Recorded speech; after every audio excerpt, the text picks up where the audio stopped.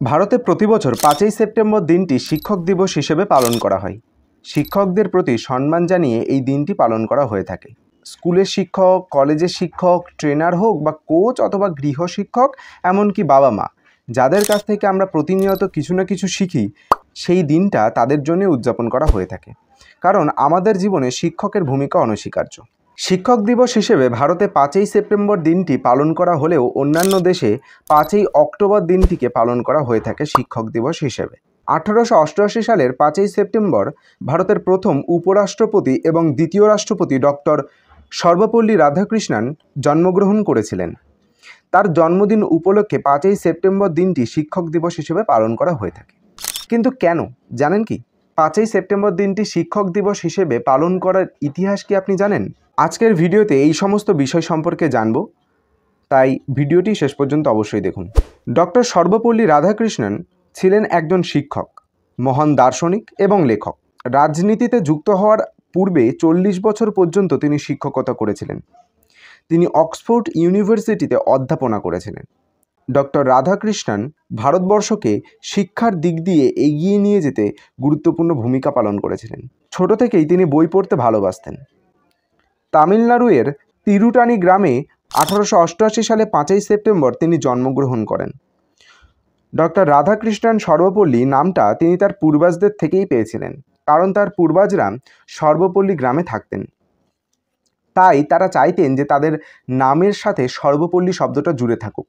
সাধারণ পরিবারে জন্মগ্রহণ করা রাধাকৃষ্ণন তার ছেলেবেলা অতিবাহিত করেছিলেন তিরুটানি ও তিরুপতি মতন ধর্মীয় স্থানে।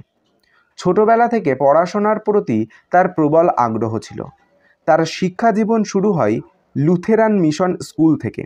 পরবর্তী ধাপের পড়াশোনা করেন মাদ্রাস খ্রিস্টান কলেজ থেকে।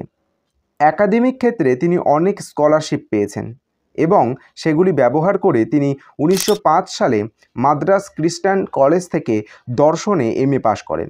রাধাকৃষ্ণন দর্শন বিষয়টি নিজে ইচ্ছাই নেননি। তার এই বিষয়ে তেমন আগ্রহ ছিল না, কারণ তিনি কলেজে ভর্তি হওয়ার আগে তার এক দাদা একই কলেজ থেকে দর্শনে গ্র্যাজুয়েশন কমপ্লিট করেন। তার কোর্স সম্পূর্ণ হওয়ার পর তার বইগুলো রাধাকৃষ্ণনকে দিয়ে দেন, আর সেই বইগুলো পাওয়ার পর তিনি ঠিক করেন দর্শন নিয়েই পড়বেন।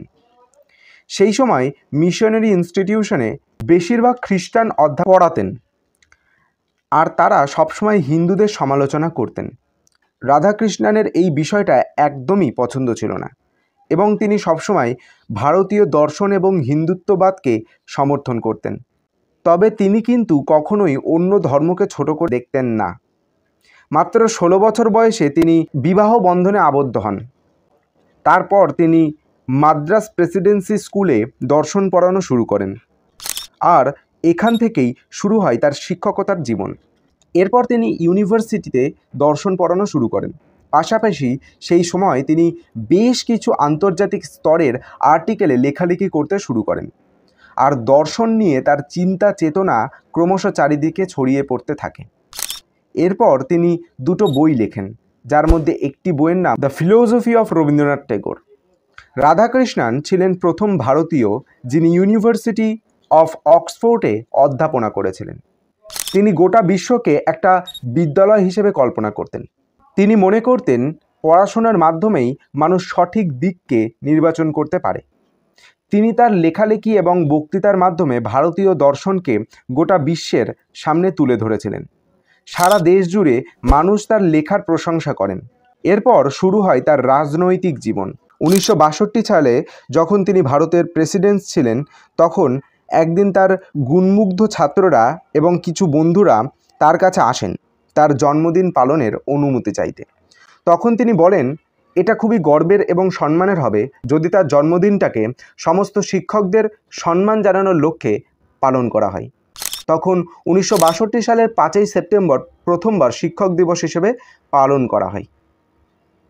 বিশ্বের সমস্ত মহান ব্যক্তিদের মতে আমরা যতদিন বেঁচে আছি ততদিন আমাদেরকে জ্ঞান অর্জন করতে থাকা উচিত। এরপর থেকেই 5ই সেপ্টেম্বর দিনটি প্রতি বছর আমরা শিক্ষক দিবস হিসেবে পালন করে থাকি।